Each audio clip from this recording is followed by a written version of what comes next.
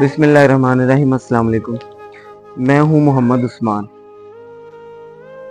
آج ہم گجر خان سے تقریباً 20 سے 25 کلومیٹر دور ایک گاؤں رتالہ راج گاں، جہاں پر سلسلہ چشتیہ کی ایک عظیم شخصیت آرام فرما ہے، ان کے دربار شریف کی زیارت کے لیے جا رہے ہیں۔ آئیے ان کے دربار شریف چلتے ہیں، ان کی زندگی کے بارے جاننے اور سیکھنے کی کوشش کرتے ہیں۔ میرے ساتھ رہیے۔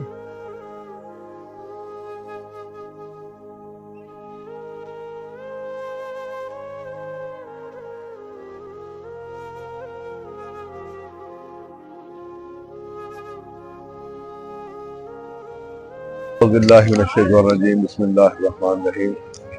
اللہم صلی علی سیدنا مولانا محمد وعلی آل سیدنا محمد علی فی علم اللہ صلاۃ دائمۃ بدوام ملک اللہ۔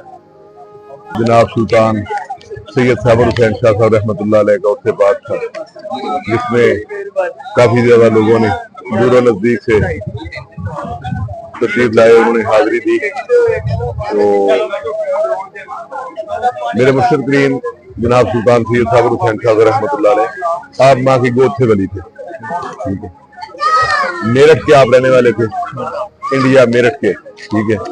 تو وہاں سے آپ اس طرف تشریف لائے اور آپ سیلانی سلسلہ تھا آپ کا، ایک جگہ پہ نہیں بیٹھ سکتے۔ سیلانی کے معنی یہ ہے کہ جو سیلانی لوگ ہیں ان کا ایک جگہ مقام نہیں ہوتا، ٹھیک ہے، وہ قائم مقام ڈیوٹی کرنے والے لوگ ہیں۔ تو آپ مادرزاد ولی تھے۔ 4 سال کی عمر کی جو لوگوں نے آپ کی پہلی کرامت دیکھی وہ یہ تھی کہ آپ کے والد گرامی جناب سید ممتاز علی شاہ صاحب رحمۃ اللہ علیہ جو ہے وہ آپ کو مدرسہ چھوڑ کے آئے قرآن پاک کی تعلیم کے لیے۔ تو آپ نے جانا، سلام لینا، جہاں جگہ ملنی بیٹھ جانا، قاری صاحب نے کہنا کہ شاہ صاحب پڑھیں تو فرمانا پڑھ لیا۔ تو 8-10 دن گزر گئے اسی معاملے میں۔ تو ایک دن جو ہے وہ قاری صاحب اور شاہ صاحب ممتاز علی شاہ صاحب رحمۃ اللہ علیہ کا سر راہ ملاقات ہوئی۔ تو شاہ صاحب نے پوچھا کہ قاری صاحب ہمارا بیٹا ٹھیک پڑھ رہا ہے؟ تو وہ قاری صاحب کہنے لگے شاہ صاحب مجھے تو چھوٹی سرکار تھے، بہت ڈر لگتا ہے۔ تشریف لاتے ہیں، سلام لے کے جہاں جگہ ملتی بیٹھ جاتے ہیں، جب میں کہتا ہوں سرکار پڑھیں تو فرماتے ہیں پڑھ لیا۔ تو اب آپ مجھے تو کچھ سمجھ نہیں آتی، آپ ہی کو طریقہ بتائیں۔ تو شاہ صاحب فرمائیں گے قاری صاحب اس میں پریشان ہونے والی کون سی بات ہے، جب وہ یہ کہتے ہیں کہ پڑھ لیا تو آپ ان سے کہو کہ سنا دو۔ وہ کہیں گے شاہ صاحب واللہ میرے ذہن میں یہ بات نہیں آئی، انشاءاللہ اب میں ایسے ہی کروں گا۔ اگلے دن جب سرکار پھر گئے جو مدرسے، وہ اپنے معمول کے مطابق جہاں جگہ ملی آپ بیٹھ گئے، اور اس کے بعد جو ہے قاری صاحب سب بچوں سے اپنے اسٹوڈنٹ جو تھے ان سے فارغ ہو کے لاسٹ میں سرکار سے فرمانے لگے کہ شاہ صاحب پڑھیں۔ تو آپ کا وہی جواب تھا کہ پڑھ لیا۔ تو جو ہے اسی اثناء قاری صاحب نے کو یاد آ گئی وہ بات شاہ صاحب والی، انہوں نے کہا کہ ٹھیک ہے پڑھ لیا تو پھر سنا دیں۔ تو فرماتے اچھا تو پھر سنا دو۔ جی شاہ صاحب سنا دیں۔ آپ اٹھے، قرآن پاک پکڑا، جہاں جہاں سے قاری صاحب نے کہا سارا قرآن سنا دیا۔ یہ